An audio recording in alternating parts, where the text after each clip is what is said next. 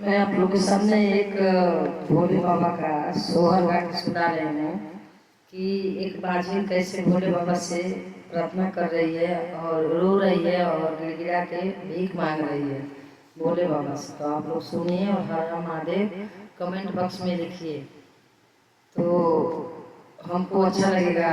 जब आप लोग कमेंट करते हैं तो हमको बहुत अच्छा लगता है। सुना रहे हैं, आप लोग सुनिए।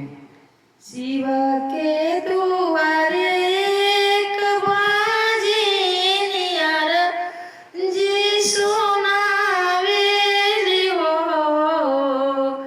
शिव के दुआरे एक बाजिन यार जा सुनावेली हो।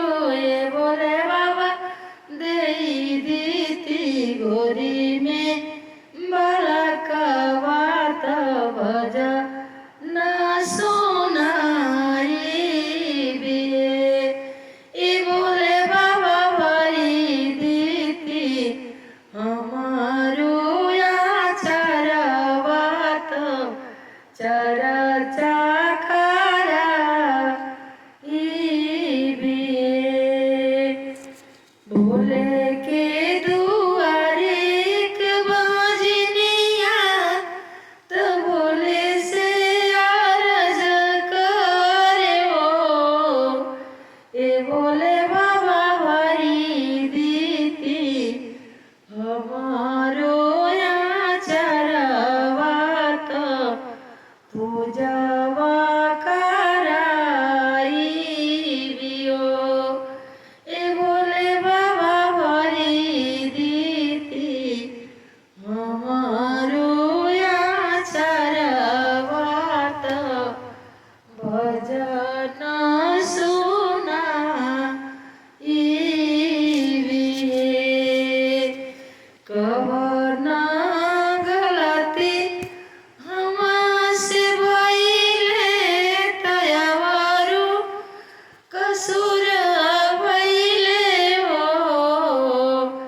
ए भोले बाबा सुना बाड़े गोदिया हमारा आचर मोरे बरी दीन है। ए भोले बाबा सुना बाड़े घरवा रत घरे भलका नहीं रोवे। ए भोले बाबा भरी दीती हमारो या चरवा तो जलसा कराई बिये। भोले के दुआरे एक अंधात बाबा से अर्ज करे हो।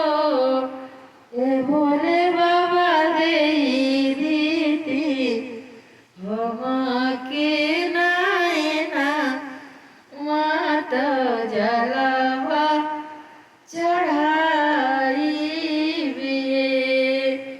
ए भोले बाबा दे दीती हमके नायना मात जलवा चढ़ाई बिये। भंगिया धतुरा बेलपतिया के भोगवा लगाई भी है। ए बाबा दे दीती हम रोनायना मात चरचा करा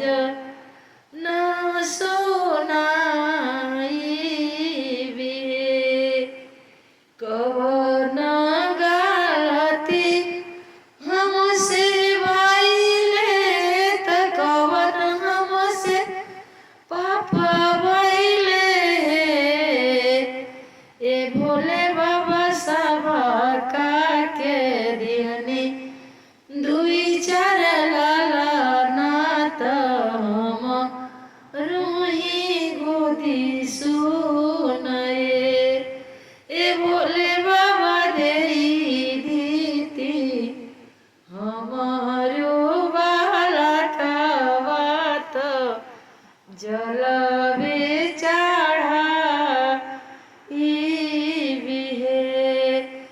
जलवा चढ़ाइबे अपने भोले जी के चरण पखारबी ए भोले बाबा भैलावा धतुरा अहुरी भंगिया के भोगवा लगाइबे ए भोले बाबा भरी दीना हम रोया चरावा त दया के बिखिया